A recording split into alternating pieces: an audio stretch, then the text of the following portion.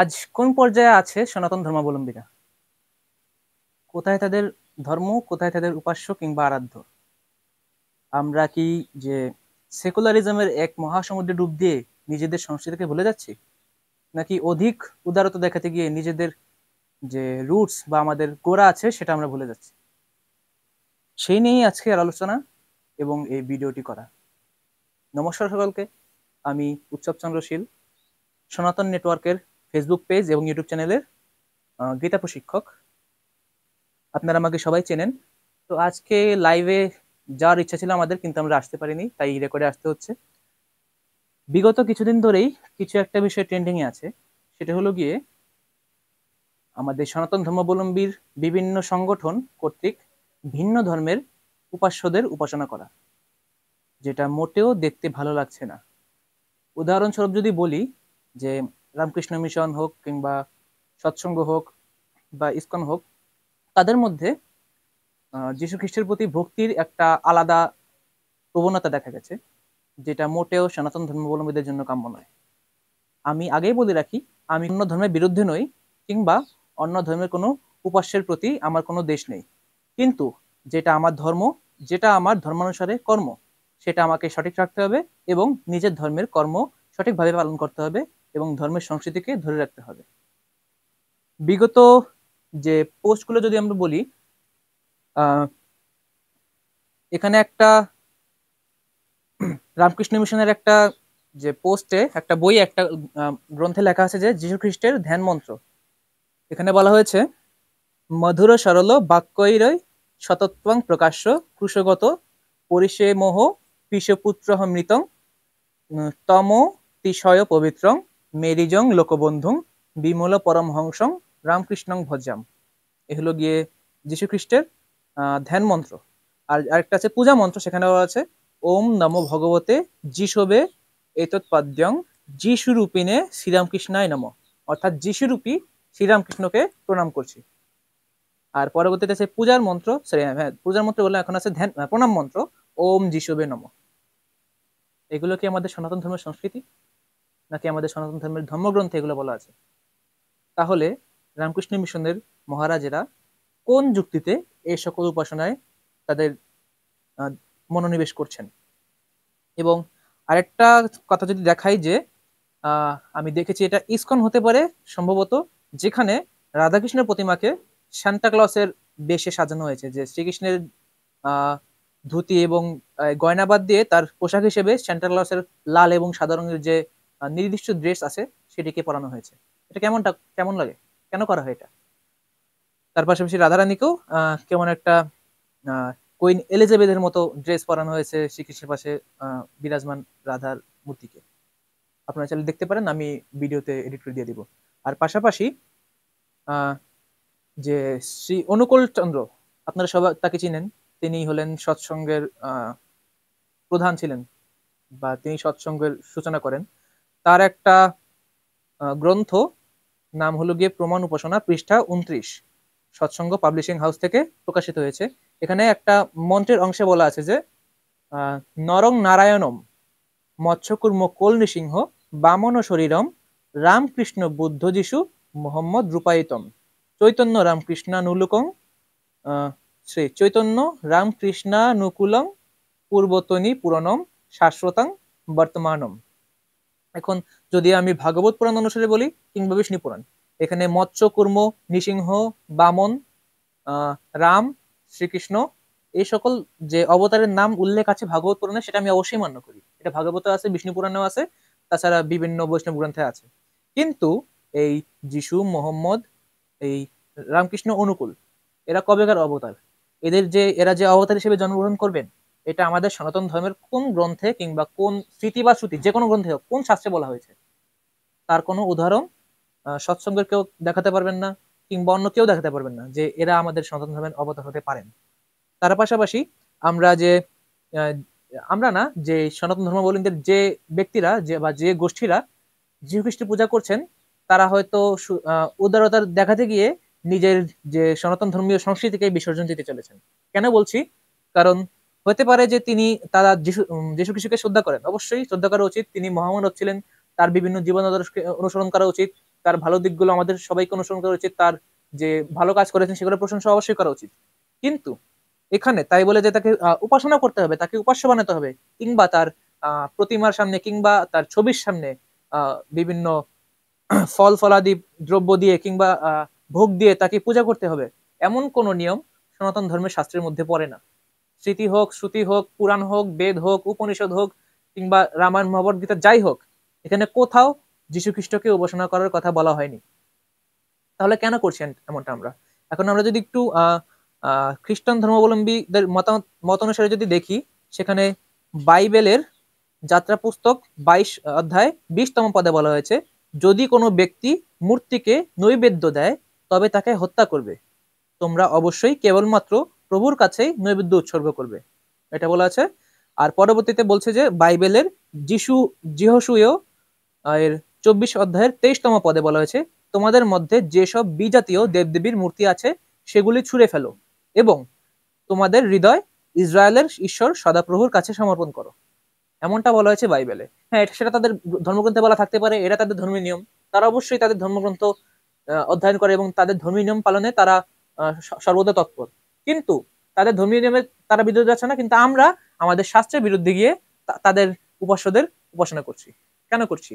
যেখানে যীশু খ্রিস্ট নিজেই বলেছেন যে কোনো যে ব্যক্তি মূর্তিকে নৈবেদ্য দেয় তাকে হত্যা করতে, এখানে তারা যিশুরই মূর্তিকে নৈবেদ্য দিচ্ছে, অথচ কেউ কিছু বলছে না।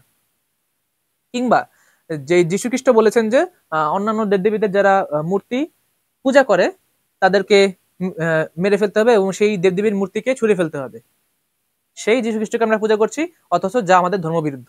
আমাদের ধর্মে কি বলা হয়েছে? অন্যান্য দেবদেবীদের যারা উপাসনা করে তারাও পরোক্ষভাবে আমাদের যে পরমাত্মা তারই উপাসনা করে, এটা বলা হয়েছে গীতার 7ম অধ্যায় 20তম শ্লোকে সম্ভবত। কিন্তু এখানে বলা হয়েছে যারা অন্য দেবদেবীর পূজা করে তাদেরকে ছুঁড়ে ফেলো। কেন? এটা কেন হয়? এখন হয়তো বা আরো বিভিন্ন ধর্ম আছে, যেমন ইসকনের যথাযথ গীতার যে 11 অধ্যায় বিশ্বরূপ দর্শন যুগের সর্বশেষ অংশে একটা ব্যাখ্যা দেওয়া হয়েছে, সেখানে বলা হয়েছে নিজের জীবন বিপন্ন করে কৃষ্ণ ভাবামৃত প্রচার করার বহু দৃষ্টান্ত ইতিহাসে আছে, তার একটি জ্বলন্ত দৃষ্টান্ত যীশু খ্রিস্ট। ভগবত বিদ্বেষীরা তাকে ক্রুশে বিদ্ধ করেছিল, কিন্তু তিনি তার জীবন দিয়ে ভগবানের বাণী প্রচার করেছিলেন।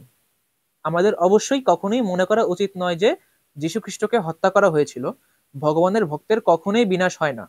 ভারতবর্ষেও তেমন অনেক দৃষ্টান্ত আছে, যেমন ঠাকুর হরিদাস ও প্রহ্লাদ মহারাজ।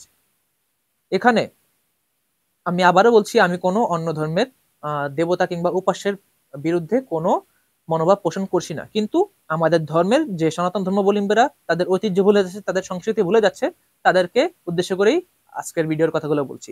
এখানে বলা হয়েছে যে যীশু খ্রিস্ট ছিলেন ভগবত ভক্ত। কিভাবে? তিনি জীবনে কখনো গীতাও পড়েননি, জীবনে কোনোদিন বেদ অধ্যয়ন করেননি, কোনো শাস্ত্র অধ্যয়ন করেননি, কিংবা কোনোদিন শ্রীকৃষ্ণের নামও নেননি মুখে। তিনি কিভাবে ভগবত ভক্ত হতে পারেন? এটা নিয়ে হয়তো অনেক ইসকনের প্রভুরা আমার বিরুদ্ধে চলে যেতে পারেন। এটা হয়তো তাদের যে গোষ্ঠী আছে কিংবা তাদের সংগঠন আছে সেটার ভাবধারার বিরুদ্ধে যাবে, কিন্তু যেটা ধর্ম, যেটা অধর্ম, সেটা যেই করুক সেটা অধর্মী থাকবে। এই যীশু খ্রিস্টকে ভগবত ভক্ত বলে উল্লেখ করা সেটা কখনোই সনাতন ধর্ম সমর্থন করে না। আর বলা আছে যে যীশু খ্রিস্টকে তুলনা করা হয়েছে যে কি ঠাকুর হরিদাস এবং প্রহ্লাদ মহারাজ। আমরা হয়তো জানি যে হরিদাস ঠাকুরকে, যিনি যবন হয়েও কৃষ্ণ নাম প্রচার করেছিলেন, হরে কৃষ্ণ মন্ত্রের বিশেষভাবে প্রচার করেছিলেন এবং তাকে অনেক কষ্ট সহ্য করতে হয়েছিল। কিন্তু এখানে যীশু খ্রিস্ট কোন দিন এরকম মন্ত্র প্রচার করেছিলেন? তার পাশাপাশি বলা হয়েছে প্রহ্লাদ মহারাজ। প্রহ্লাদ মহারাজের কথা বলা হয়েছে শ্রীমদ ভাগবত মহাপুরাণে, তার পাশাপাশি বিষ্ণু পুরাণে বলা হয়েছে, আরো বহু গ্রন্থে বলা হয়েছে। প্রহ্লাদ মহারাজের যে কাহিনী আমরা জানি, তিনি শ্রীহরিকে স্মরণ করতেন সর্বদা, এই জন্য শ্রীহরি তাকে নরসিংহ রূপে রক্ষা করেছিলেন, বা নৃসিংহ অবতার যাকে আমরা চিনি। কিন্তু এর সাথে যীশু খ্রিস্টের কি মিল আছে? উনি জীবনে কয়বার শ্রীহরির নাম স্মরণ করেছেন? তাহলে সনাতন ধর্মাবলম্বীরা কেন সেই যীশু খ্রিস্টের জন্মদিন অর্থাৎ বড়দিনকে এত আড়ম্বর করে উদযাপন করছে? কেন মন্দিরের ভিতরে অন্য দেবতার উপাসনা হচ্ছে? এই হলো বিশদ প্রশ্ন। অনেক কিছু বলে ফেললাম, আরো বিভিন্ন বিষয় উল্লেখ করা যায়। এমন হয়তো বলতে পারেন যে রামকৃষ্ণ মিশনের যে প্রধান ব্যক্তি যে ছিলেন শ্রী রামকৃষ্ণ পরমহংস, তিনি বলেছেন কি, যত মত তত পথ। সরি, যত মত তত পথ, এটা দ্বারা কি বোঝায়? আমরা হয়তোবা শ্রীকৃষ্ণের ভগবদ গীতার একটা শ্লোক সম্বন্ধে জেনে থাকবো, যেটা বলা হয়েছে চতুর্থ অধ্যায় জ্ঞান যোগের 11তম শ্লোকে, ইয়ে যথা মাং প্রপদ্যন্তে তামস তথৈব ভজাম্যহম মম বর্তমানুবর্তন্তে মনুষ্য পার্থ সর্বস্ব। হয়তো সেখানে ভুল আসতে পারে, এখানে সেখানে বলা হয়েছে যে যেভাবে ঈশ্বরের উপাসনা করে সে সেইভাবেই কৃপা লাভ করে। যেমন কেউ যদি সকাম ভাবে কর্মফল লাভের আশায় ঈশ্বরের উপাসনা করে তাহলে সে কর্মের ফল পাবে, আর কেউ যদি নিষ্কাম ভাবে কোনো ফলের আসক্তি না রেখে উপাসনা করে তাহলে সে মুক্তি পাবে। এটা বলা হয়েছে সনাতন ধর্মের যে শ্রেষ্ঠ শাস্ত্র মধ্যে একটি গীতায়। গীতায় বলা হয়েছে যেমন কর্মানুসারে সে উপাসনার ফল পাবে। কিন্তু তাই বলে যদি সেই অর্থ অনুসারে যদি বলা হয় যে যত মত তত পথ, আর এই যত মত তত পথের যে উদাহরণ যদি হয় অন্য দেবতাদের বা অন্য ধর্মের উপাস্যদের উপাসনা, তাহলে এটা একদম সম্পূর্ণ অর্থই চেঞ্জ হয়ে যায়। তাহলে হবে যত মত তত বিপদ। আশা করি বুঝতে পেরেছেন। তাছাড়া গীতার তৃতীয় অধ্যায় কর্মযোগের 35তম শ্লোকে বলা হয়েছে শ্রেয়ান ছধর্ম বিগুণ পরধর্মাৎ সানুষ্ঠিতাৎ স্বধর্মে নিধনং শ্রেয়ঃ পরধর্ম ভয়াবহ। অর্থাৎ দোষযুক্ত হলেও সর্বদা নিজ ধর্ম এবং নিজ কর্ম পালন করা উচিত। কখনোই অন্য ধর্ম বা অন্য ধর্মের অনুষ্ঠান পালন করা যাবে না যদি তাদের মৃত্যুও হয়। অর্থাৎ নিজ ধর্মের কর্ম পালন করে বা নিজ ধর্ম পালন করে মরে যাওয়া ভালো, তবুও অন্য ধর্মের কোনো আচার অনুষ্ঠান নিয়ম নীতি পালন করা যাবে না। এটা বলা হয়েছে তৃতীয় অধ্যায়ের 35তম শ্লোকে, আপনারা চাইলে পড়ে দেখতে পারেন। তো এই ছিল আজকের ভিডিওর বিষয়বস্তু, যে কেন আমাদের সনাতন ধর্মের মানুষরা নিজের ধর্মের যে মহিমাকে কলুষিত করে অন্য ধর্মের উপাস্য দেবকে তারা উপাসনা করছে। এখনই সময় যে এখন একটা ক্রান্তি লগ্ন চলছে সনাতনীদের জন্য, তারা নিজ ধর্মের প্রতি মোটেও আগ্রহী নয়। যেমন যদি আমি গ্রাম্য এলাকায় কিংবা শহরের এলাকায় যদি বলি, যদি 100 জন সনাতনীকে যদি জিজ্ঞাসা করি যে গীতার 18 অধ্যায়ের নাম যদি বলি সিরিয়ালি বলতে, তাহলে তাদের মধ্যে হাইস্ট গেলে কতজন পারবেন? গেস। আমি তো বলি 5 জন পারবেন যদি বলি গীতার 18টা অধ্যায় বলতে, উচ্চারণ করতে নাম সিরিয়ালি কিংবা র্যান্ডমলি। 100 জনের মধ্যে 5 জন পারবে কিনা সন্দেহ। তাই এই দিক দিয়ে যেহেতু আমাদের নিজ ধর্মীয় শাস্ত্রের জ্ঞান প্রায় বিলুপ্ত, নিজ ধর্মের সম্পর্কে কেউ জানে না, নিজ ধর্মীয় কয়টা গ্রন্থ আছে, কি কি গ্রন্থ আছে, কি কি শাস্ত্র আছে, কিংবা কি ইতিহাস ঐতিহ্য আছে সেটা আমরা জানি না। কিন্তু অন্য ধর্মের উপাস্য দেবতার উপাসনার ক্ষেত্রে আমরা খুবই উদারতা দেখাই। উদাহরণস্বরূপ যে রামকৃষ্ণ মিশন হোক, কিংবা যে ইস্কনের গীতায় বলা হয়েছে তাকে ভক্ত অনুকূল চন্দ্র, এরকম বহু কিছু বলা হয়েছে। এরকম বহু তারা নিজ ধর্মকে ভুলে গিয়ে অন্য ধর্মের সাথে সম্প্রীতি রাখতে গিয়ে একদম গোজামিল পাকিয়ে ফেলেছে। কেন করে এমনটা? মনে রাখবেন, আমাদের কর্ম হলো গিয়ে সনাতন ধর্ম অনুসারে জীবন অতিবাহিত করা। এর মধ্যে আমাদের অনেক আছেন দেবতা যারা পৌরাণিক অনুসারে চলেন, যে পুরাণ মতে চলেন। আমাদের দেবতার অভাব নেই। আর যেমন অভাব নেই শ্রীকৃষ্ণ, শ্রীরাম, হনুমান, মহাদেব, দুর্গা, কালী, লক্ষ্মী, সরস্বতী, অভাব নেই আমাদের দেবতার। তাহলে কেন আমরা অন্য ধর্মের উপাস্যকে উপাসনা করব? তাদেরকে শ্রদ্ধা প্রদর্শনে কিংবা অন্য ধর্মের যে মহাপুরুষ তার জন্মদিন পালন করার যে দায়ভার কি আমাদের উপর পড়েছে? কেন পড়বে? আমাদের জন্মাষ্টমী নেই? শ্রীকৃষ্ণ জন্মাষ্টমী আছে না আমাদের? কিংবা আমাদের রামনবমী নেই? তো এই ছিল আজকের ভিডিওর বিষয়বস্তু।